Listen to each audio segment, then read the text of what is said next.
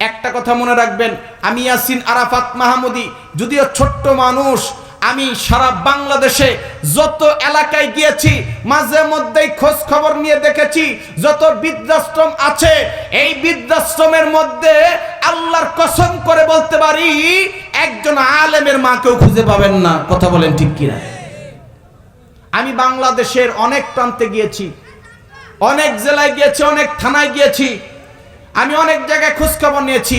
যত বৃদ্ধাশ্রম আছে এই বৃদ্ধাশ্রমের মধ্যে একজনের আলেমের মা নাই, একজন ইমামের মা নাই, একজন হাফেজের মা নাই। একজন হাফেজ ৬,০০০ টাকা বেতন পায়, একজন ইমাম ৪,০০০ টাকা বেতন পায়, একজন আলেম ৭-৮,০০০ টাকা বেতন পেয়ে সংসার চালাচ্ছে, কিন্তু তার মা ঘরে থাকে। কথা বলেন ঠিক কিনা?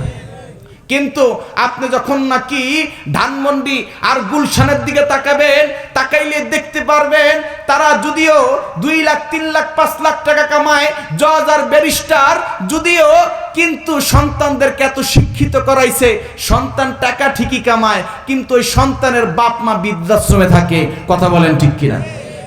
কেন?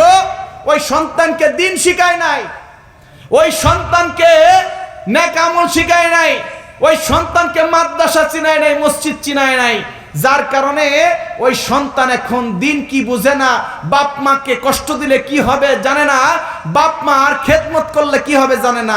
এই জন্য ওই সন্তান বাপ মাকে কষ্ট দিতেও দ্বিধাবোধ করে না। কথা বলেন ঠিক কিনা?